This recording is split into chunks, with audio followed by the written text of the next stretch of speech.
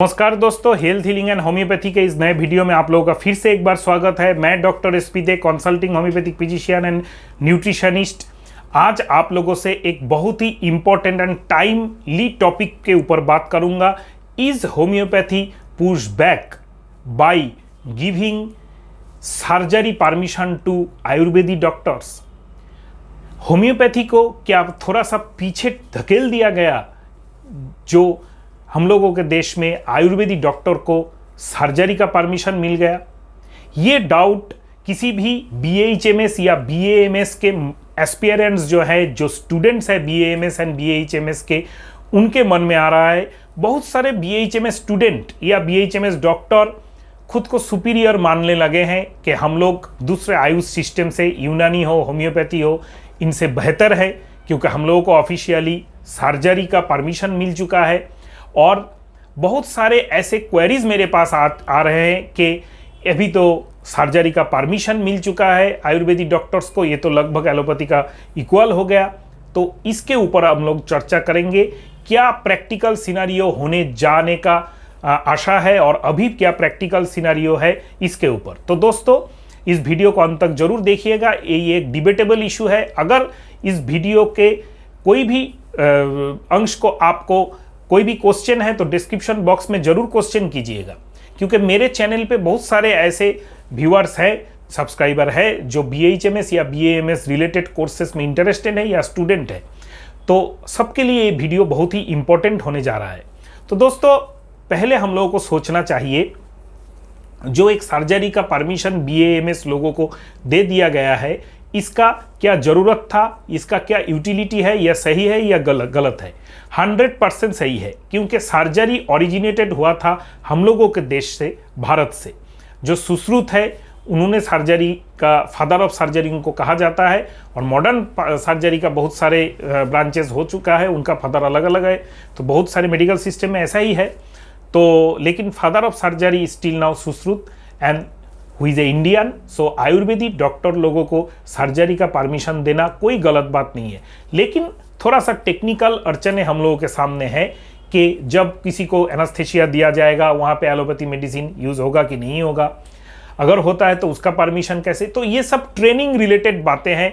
Option develop किया जाएगा। ऐसा कोई, बहुत सारे एलोपैथी डॉक्टर्स या बहुत सारे होम्योपैथी डॉक्टर्स या बहुत सारे नॉन आयुर्वेदिक डॉक्टर, जो भी डॉक्टर्स मेडिकल प्रोफेशन में, बहुत सारे ऐसे कर रहे हैं कि अरे भाई ये तो सब कुछ खत्म हो गया, ये आयुर्वेदिक लोगों को सर्जरी। ऐसा कुछ बात नहीं है, सब कुछ डेवलप कर दिया जाएगा। एक परमिशन देने का बात ये नहीं है कि कल से ही किसी के जिंदगी के साथ कोई आयुर्वेदिक डॉक्टर खिलवाड़ करना स्टार्ट कर देगा। उनका भी एक लीगल रिस्पॉन्सिबिलिटी होता है, वो भी रजिस्टर्ड इंडिया के डॉक्टर्स हैं, वो भी समझ के ही करेंगे।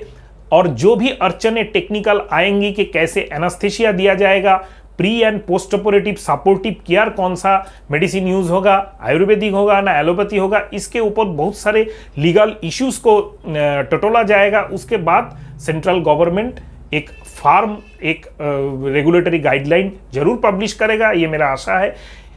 खाली एक परमिशन देने से कुछ नहीं होता है। परमिशन देने के बाद भी बहुत सारे प्रोसीड्योर्स हैं, लेकिन परमिशन तो जरूरी देना चाहिए। अगर हम लोग ये 5000 या 6000 साल पुराना जो हम लोगों का देश का धरोहर है, जो आयुर्वेद है, उसको हम लोग एडवांस नहीं करेंगे, उसको हम लोगों के देश के जो नॉर्मल जो एलोपैथी डॉक्टर्स हैं उनके साथ अगर हम लोग कंपेरेबल जगह पे नहीं जाएंगे, उसको डेवलप नहीं करेंगे, तो उसका जो इतना खजाना है हम लोगों को मिलेगा कैसे?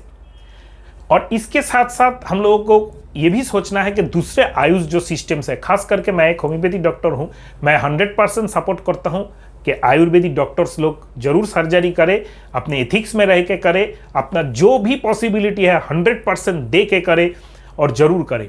उसके बाद आता है होम्योपैथी। नहीं दोस्तों, होम्योपैथी को पीछे धकेलने का ऐसा कोई बात इसमें नहीं है। जो भी होम्योपैथी स्टूडेंट्स है, आप लोगों को डिप्रेस्ड होने का जरूरत नहीं है, क्योंकि होम्योपैथी में सर्जरी अलाउ ही नहीं है।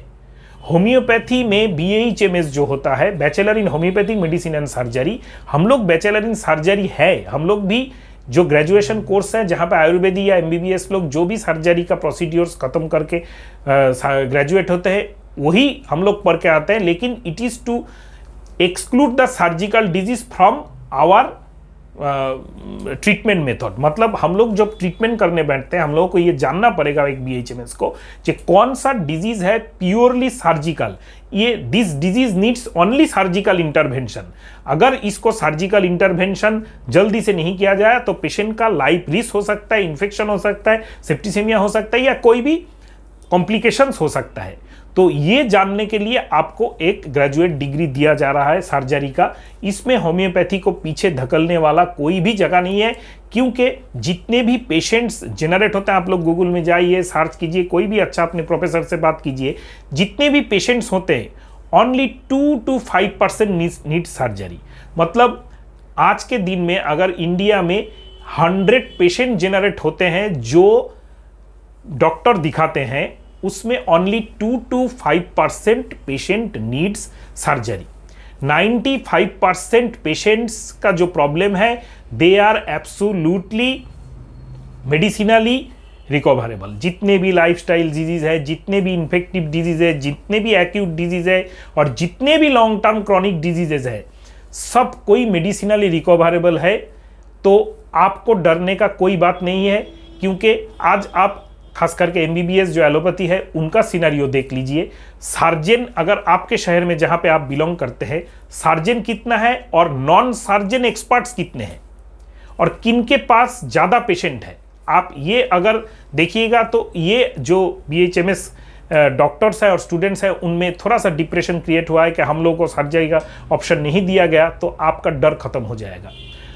जहाँ पे मैं बिलोंग करता हूँ, मेरा जो शिलीगुड़ी सिटी है, नज़दीकी एक मेडिकल कॉलेज है एमबीबीएस का, होम्योपैथी का कोई कॉलेज या आयुर्वेदिक का कोई कॉलेज फिलहाल यहाँ पे नहीं है, लेकिन यहाँ पे अगर 1000 एलोपैथी डॉक्टर है, उनमें सर्जन है लगभग 150 करीब, तो यहाँ पे ही उनका रेशियो घट गया और पेशेंट जो जाते हैं उनके पास, तो जो भी रिमेनिंग मैंने बोला नॉन सर्जन एक्सपर्ट्स है, super speciality, speciality, normal MBBS, MD DM, कोई भी कार्डियोलॉजिस्ट लेके सबके पास ज़्यादा जाते हैं। तो ऐसा कोई बात नहीं है कि आप जो कर रहे हैं वो कम हो गया, उसका स्कोप कम हो गया। जो काम आप कर रहे हैं उसको अगर ठीक से करें तो उसमें भी आप फ्यूचर में बहुत ज़्यादा बेनिफिट आपको मिलेगा। यही सिनेरियो है। ऐसा डर हम लोगों के मन में, किसी किसी के मन में ऐसा बढ़ गया है, होम्योपैथी जो स्टूडेंट या डॉक्टर है, कि सर्जरी का ऑप्शन उनके पास चला गया। ये हक है उन लोगों का, चला जाने वाला कोई बात नहीं है। और हम लोग एक्सपर्ट्स हैं मेडिसिनली ट्रीटेबल जो डिजीजेज है, जिसमें डायनामिक एनर्जी डिरेंज होता है, उसको हम लोग ठीक करने में। तो आप जो आपका काम है, जो आपको सिखाया जा रहा है, जो आपका बुक्स आपको सिखा रहा है, उसको अगर अच्छे से करते हैं तो आपका जरूर ही बेटरमेंट ऑफ लाइफ होगा। और बहुत सारे पेशेंट्स होम्योपैथ के पास, अच्छे होम्योपैथ जो होते हैं, जो प्रैक्टिस करते हैं, मैं खुद भी एक मेडिकल ऑफिसर हूं, मैं राष्ट्रीय बाल स्वास्थ्य कार्यक्रम का शिलीगुड़ी का मेडिकल ऑफिसर हूं और मैं अपने क्लिनिक में भी प्रैक्टिस करता हूं लगभग 13 साल से। तो जो मेरा एक्सपीरियंस है, पेशेंट्स का कमी नहीं है। मेडिसिनली ट्रीटेबल जो भी डिजीजेज है, मेडिसिनली क्यूरेबल डिजीज है, इनमें पेशेंट्स का कोई कमी नहीं है। हर पेशेंट्स को सर्जरी जरूरत नहीं होता है, लेकिन सच्चाई कहाँ पे है, जिसको सर्जरी प्योरली जरूरत है उसको कोई भी होम्योपैथ रोक के ना रखे कि मैं इसको ठीक कर दूंगा, तो पेशेंट का लाइफ रिस्क हो सकता है। कोई भी छोटा सा एक गॉलब्लैडर स्टोन, एक अपेंडिस, एक हाइड्रोसील भी पेशेंट को सेप्टिसेमिया दे के ख़त्म कर सकता है। दोस्तों, ये हम लोग टेक्स्ट में भी पढ़े, प्रैक्टिकल में भी देखते हैं। तो मेरा आप लोगों से रिक्वेस्ट है कि जो भी आयुष सिस्टम के हम लोग हैं, चाहे वो यूनानी हो, चाहे वो आयुर्वेदिक हो, चाहे वो होम्योपैथ्स हो, सबको अपना अपना जो जगह है, अपना अपना जो अल्टीमेटम आउटपुट है, वो समाज को देना है, वो सोसाइटी को देना है। और प्रैक्टिकली भी अगर अपना अपना अल्टीमेटम आउटपुट हम लोग देते हैं तो जाके ही हम लोग सक्सेसफुल बनते हैं। थोड़ा सा छोटा सर्जरी कर लिया, थोड़ा सा छोटा मेडिसिन देके ठीक कर लिया, आप क्या अच्छे से कर सकते हैं वो पेशेंट देखता है। छोटा सा, थोड़ा सा, ये तो कोई भी कर सकता है। हम लोगों के देश में क्या एलोपैथी, आयुर्वेदिक, होम्योपैथी जो नॉन सर्टिफाइड डॉक्टर्स है, जिनको कोई कोई लोग क्वाक्स भी बोलता है, इसका कोई कमी है। आयुर्वेद में भी क्या नॉन सर्टिफाइड, नॉन बीएएमएस, एकदम नॉन सर्टिफाइड झोलाछाप डॉक्टर्स का कमी है। होम्योपैथ में भी कमी नहीं है, एलोपैथ में भी कमी नहीं है। तो ये जो हम लोगों में आ रहा है कि एलोपैथ आयुर्वेद को ये परमिशन मिल गया, हम लोगों को ये परमिशन नहीं मिला। ये क्यों होगा? ये हम लोग खुद को कब पहचानेंगे? हम लोगों को खुद को पहचानना है और उन लोगों को कॉन्ग्रेचुलेशन जनाना है और उन लोगों को बोलना है कि जरूर आप अपने जो डोमेन है उसमें रह के सक्सेसफुल जरूर बनिए, दुनिया को दिखाइए कि आयुर्वेदी जो मेथड्स है उसमें भी सर्जरी पॉसिबल है और उसमें भी हम लोग कुछ करके दिखा सकते हैं। और होम्योपैथ्स जो आपका जो पद्धति है उसमें भी हम लोग कुछ करके दिखा सकते हैं। तो दोस्तों, अगर कुछ इस वीडियो के जो भी विषय है, जो भी मैंने बताया, इसके ऊपर आपका कुछ क्वेश्चंस है, क्वेरीज है, कुछ डिबेटेबल टॉपिक है, कुछ भी जानना चाहते हैं तो जरूर डिस्क्रिप्शन बॉक्स में आप क्वेश्चन कीजिएगा कमेंट बॉक्स में। और अगर इस वीडियो को काम का लगता है, अगर इस वीडियो का आपको अच्छा लगता है तो जरूर इसको लाइक एंड शेयर करना और चैनल को सब्सक्राइब करना मत भूलिएगा दोस्तों।